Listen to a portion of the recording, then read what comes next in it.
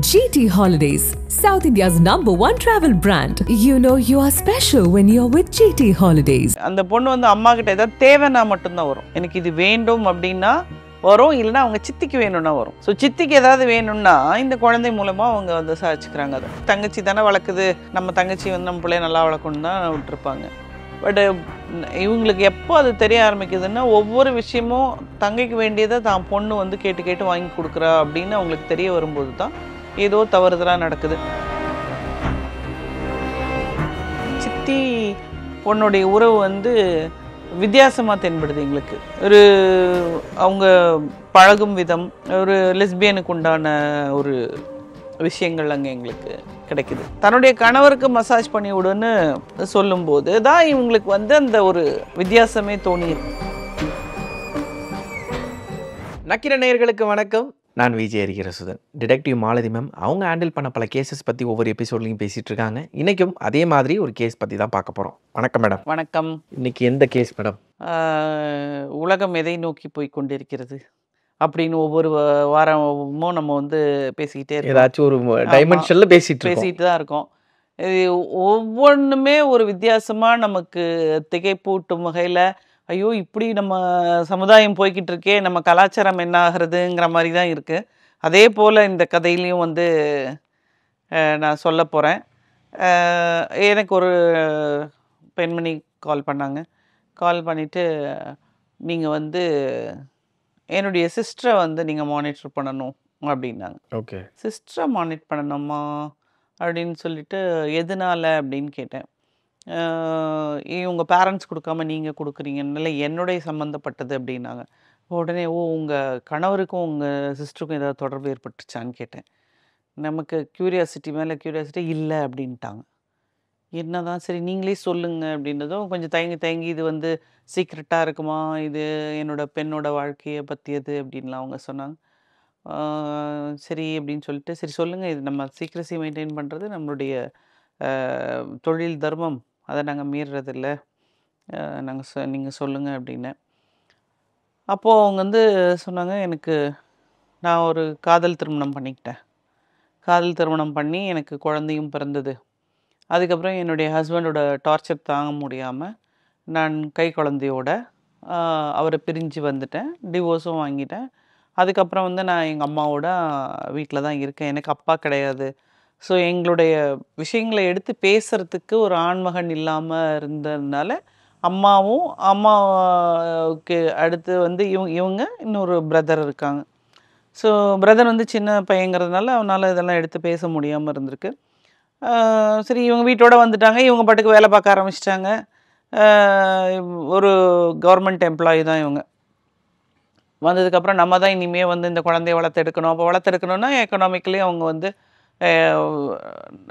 வீக்காக இருந்தாக்கா தான் குழந்தைய நல்லா வளர்க்க முடியாதுங்கிற காரணத்துக்காக நான் நிறைய எக்ஸாம்ஸ்லாம் எழுதி கவர்மெண்ட் ஜாபில் உள்ளே போயிட்டாங்க. அவங்களுடைய வேலை பணி சுமை காரணமாகவும் இவங்க வந்து டெய்லி ஆஃபீஸ்க்கு போகிறதுனால இவங்க சிஸ்டர் வந்து வீட்லேயே இருந்துருக்குறாங்க. இவங்க தான் அந்த கை குழந்தையிலேருந்து இதை வளர்த்துருக்குறாங்க. ஸோ அந்த பொண்ணு வந்து அம்மா கிட்ட ஏதாவது தேவைன்னா மட்டும்தான் வரும். எனக்கு இது வேண்டும் அப்படின்னா வரும், இல்லைன்னா அவங்க சித்திக்கு வேணும்னா வரும். ஸோ சித்திக்கு ஏதாவது வேணும்னா இந்த குழந்தை மூலமாக அவங்க வந்து சாதிச்சுக்கிறாங்க. அதை குழந்தை கேட்டால் அம்மா செய்கிறா, குழந்தை கேட்குது. ஸோ இதுதான். அப்புறம் அவங்க தம்பியும் திருமணமாகி அவரும் தனியாக போய்டுறாங்க. இந்த வீட்டில் அந்த குழந்தையும் சித்தியும் ஒரு ரூமில் படுத்துப்பாங்க, அம்மாவும் பாட்டியும் ஒரு ரூமில் படுத்துக்குவாங்க. Okay okay. அம்மா கிட்ட குழந்தை வராது, ஏதாவது தேவைன்னா மட்டும்தான் வரும். ஸோ இதே மாதிரி இருந்திருக்கு. ஒரு காலகட்டத்தில் ரொம்ப ஏஜ் ஆனதுக்கு அப்புறம் வந்து அவங்க சிஸ்டர் வந்து கல்யாணம் பண்ணிக்கிறாங்க. அவங்க ஒரு லவ் மேரேஜ், கொஞ்சம் லேட் மேரேஜ். அவங்க ஒருத்தர் விரும்பி திருமணம் பண்ணிக்கிறாங்க. திருமணம் பண்ணிவிட்டு அவங்க தனியாக வெளியே வந்து தனி கொடுத்துனம் போயிடுறாங்க. இவங்க இருக்க ஏரியாவிலேருந்து கொஞ்சம் தூரம் தள்ளி தான் அவங்க போயிருக்காங்க. ஆனாலும் என்ன பண்ணுவாங்கன்னா வீக்கெண்ட் வந்துடுவாங்க. அவங்க வேலைக்கு போகிறது இல்லையா, சிஸ்டர் வீட்டோடய தானே இருக்காங்க. அவங்க ஹஸ்பண்ட் வீக்கெண்ட் லீவுனா இங்கே வந்துட்டு இங்கே இந்த பொண்ணை நாங்கள் வெளியே கூட்டிகிட்டு போகிறோன்னு சொல்லிட்டு பைக்கில் வச்சு கூப்பிட்டு போயிட வேண்டியது. ஓகே. இந்த பொண்ணு வந்து காலேஜ் படிக்குது. ஏன்னா குழந்தையில வந்தது. ஏன்னா இவங்க தங்கையோட திருமணம் எப்போ நடக்குதுன்னு கேட்டிங்கன்னா அவங்களுடைய 38வது வயதில் நடக்குது. ஓ 20 வயசுலேருந்து இவங்கள்ட்ட வளர்றாங்க அந்த குழந்தை. ஆமாம். ஓகே. ஸோ அதனால வந்து அம்மா வந்து வேலைக்கு போகிறதுனால எப்படியும் அம்மா வந்து தங்கச்சி தானே வளர்க்குது, நம்ம தங்கச்சி வந்து நம்ம பிள்ளைய நல்லா வளர்க்கணுன்னு தான் விட்டுருப்பாங்க. பட் இவங்களுக்கு எப்போ அது தெரிய ஆரம்பிக்குதுன்னா ஒவ்வொரு விஷயமும் தங்கைக்கு வேண்டியதை தான் பொண்ணு வந்து கேட்டு கேட்டு வாங்கி கொடுக்குறா அப்படின்னு அவங்களுக்கு தெரிய வரும்போது தான் ஏதோ தவறுதலாக நடக்குது. அதுவும் அவங்க திருமணத்துக்கு பிறகு வந்து இவங்க வரும்போது நாங்கள் பொண்ணை கூட்டிகிட்டு போய்ட்றோம் எங்கள் வீட்டுக்கு அப்படின்னு சொல்லும்போது அப்போ தான் வந்து இவங்க வந்து அம்மா கிட்ட வந்து அம்மா என்னம்மா இப்படி சொல்கிறா அப்படின்னு சொல்லி பேசணுன்னா அவங்க அம்மா வந்து சொல்கிறாங்க, இனிமேல் அவளை இங்கே வர சொல்லக்கூடாது, நம்ம வீட்டுக்கு வர சொல்லக்கூடாதுன்னு சொல்லிட்டு, நீ இனிமேல் இங்கே வராத, வீட்டுக்கு வராத அப்படின்னு சொல்லிட்டு இது பண்ணால் அப்போ பொண்ணை அனுப்பிச்சி விடுங்க, நாங்கள் வெளியே கூட்டிகிட்டு போயிட்டு வரோம் அப்படின்னு வெளியே கூப்பிட்டு போயிட்டு வருது. அதுக்கப்புறம் சரி அதுக்கு வெளியே கூப்பிட்டு போகிறது, வீட்டிலேயே இருக்கட்டும் பொண்ணு, இவங்கள வர சொல்லுவோன்னு வர சொன்னால் நடு வீட்டில் உட்காந்து ஹஸ்பண்டுக்கு வந்து ஃபேஷியல் மசாஜ் பண்ணி விடுன்னு சொல்லி குழந்தைய போய் பண்ண சொல்லியிருக்காங்க. குழந்தைன்னா அது 20 வயசு பொண்ணு. ஓகே. அதை போய் பண்ண சொல்லியிருக்காங்க. அதெல்லாம் வந்து எப்படி ஒரு மதரால் டாலரேட் பண்ண முடியும்? ஒரு அம்மா அதை அனுமதிக்கவே மாட்டாங்க.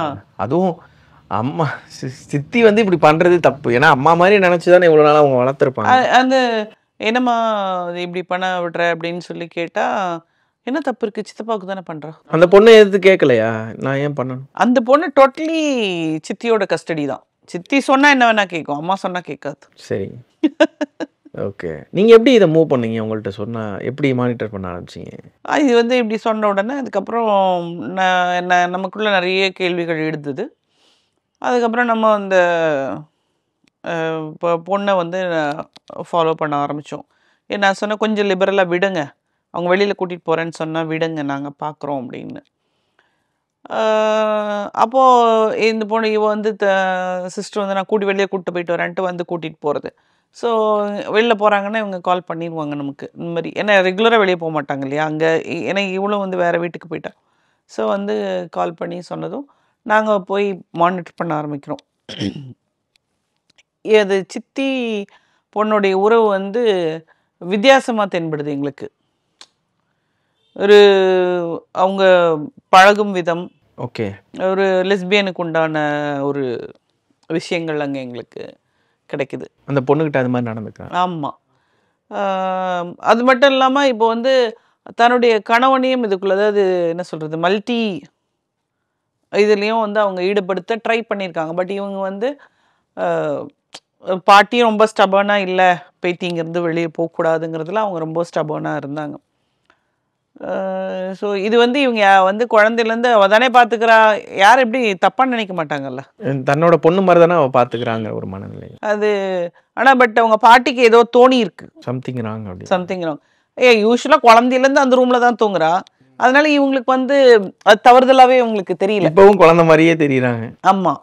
பட் வெளியில் கல்யாணம் ஆகி அந்த பொண்ணு போய் இந்த குழந்தைய விடாத வந்து என் கூட அனுப்பு அப்படிங்கும்போது இவங்களுக்கு ஒரு அதுக்கு அடுத்தது வந்து பார்த்திங்கன்னா தன்னுடைய கணவருக்கு மசாஜ் பண்ணி விடுன்னு சொல்லும்போது தான் இவங்களுக்கு வந்து அந்த ஒரு வித்தியாசமே தோணியிருக்கு. ஓகே. இது என்னன்னா அந்த வீட்டுக்குள்ளே ஆண்மகன் இல்லாத காரணத்தினால இந்த வித்தியாசங்களை கண்டுபிடிக்க முடியாமலே இருந்திருக்கிறாங்க. இப்போ நீங்கள் இவங்களை ஃபாலோ பண்ணி அதுக்கப்புறம் அவங்கள்ட்ட என்ன சொன்னீங்க, என்ன ரிசல்ட்டு? நம்ம வந்து இதை பார்த்துட்டு நாங்கள் வந்து சொல்லிட்டோம், இந்த மாதிரி இவங்க டாட்டருக்கு வந்து இந்த ப்ராப்ளம்குள்ளே ஷீ இஸ் என்ட்ரிங் ஏஜ், ஒரு வேளை இருந்திருக்கலாம், இதை வந்து நீங்கள் அவாய்ட் பண்ணணும் அப்படின்னு சொன்னால் நீங்கள் வந்து என்ன பண்ணணும்னா நீங்கள் வந்து இவங்க என்னென்னா இவங்க வேலை நிமித்தமாக வெவ்வேறு ஊர்களுக்கு போகும்போது ஸ்டாண்டர்டாக பொண்ணு இந்த ஊரில் இருக்குது, அம்மா அங்கே வேலைக்கு போய்ட்றாங்க, சண்டே லீவுக்கு இங்கே வர்றாங்க. அப்போ அம்மாவுடைய ஒரு கனெக்ட் இல்லாமலே தான் இந்த பொண்ணு இருந்துக்கிட்டே இருக்குது. அப்போது வந்து இந்த சித்தி வந்து எவ்வளோதான் அவங்க பாட்டி வந்து நீ வராத இது செய்யாதன்னு, இந்த பொண்ணு இப்போ 20 வயசு ஆயிடுச்சு, இந்த பொண்ணு வந்து நான் காலேஜுக்கு போகிறேன், நான் அவங்க வீட்டுக்கு போனால் என்ன தெரியும்? கரெக்ட். ஸோ நான் என்ன அட்வைஸ் பண்ணேன்னா, நீங்கள் வந்து செய்கிறது தப்பு, இனிமேல் குழந்தை உங்கள் கூட தான் இருக்கணும், நீங்கள் வந்து குழந்தைய உங்களோட கூட்டிகிட்டு போங்க. ஏன்னா இந்த ப்ராப்ளத்தை வந்து என்னென்னு ஐடென்டிஃபை பண்ணியாச்சு, ரொம்ப சீரியஸாக இது போகிறதுக்குள்ளே ஸ்டாப் பண்ணி அதை உங்கள் உங்கள் கட்டுப்பாடுக்குள்ளே கொண்டு வாங்க அப்படின்னு சொல்லி நம்ம அட்வைஸ் பண்ணோம். ஸோ அவங்களும் வந்து இந்த ஊர்லேருந்து வெளியூருக்கு நான் கூட்டிகிட்டு போயிடுறேன்னு சொல்லியிருக்காங்க. So hope we will get a good result. எவ்வளோ ஷாக்கிங்காக இருந்துச்சு. ஏன்னா தான் பொண்ணை வந்து தான் தங்கச்சி தான் வளர்க்க போகிறாங்க, அவங்களோட நம்பிக்கையில் கொடுத்தோன்னே இவ்வளோ பெரிய ஷாக்கிங்கான ஒரு விஷயத்தை நீங்கள் சொல்லும்போது அவங்க என்ன ரியாக்ஷன் இருந்துச்சு அவங்கள்ட்ட? அவங்களுக்கு வந்து இதை அவங்க யூகிச்சு தான் நம்மக்கிட்ட வந்திருக்காங்க. அவங்களுக்கு என்ன பண்ணுறதுன்னு தெரியல. ஸோ ஏதோ இருக்குது, என்ன பிரச்சனைன்னு தெரியல. நம்ம பிரச்சனையை வந்து கரெக்டாக அவங்களுக்கு புட்டு சொல்லியாச்சு. இது வந்து அவங்களால டைஜஸ்ட் பண்ண, ஏன்னா அவங்க என்னென்னா தான் செய்யக்கூடிய வேலையை நேர்த்தியாக செஞ்சோன்னா நல்ல பேர் வாங்கணும் அப்படிங்கிறதுல கான்சன்ட்ரேஷனை கொண்டு போயிட்டாங்க. ஏன்னா கணவனும் இல்லாதனால பொண்ணை பார்த்துக்கிறதுக்கு ஒரு நல்ல சித்தி தானே, இன்னொரு தாய் தானே அப்படின்னு சொல்லி விட்டுட்டாங்க.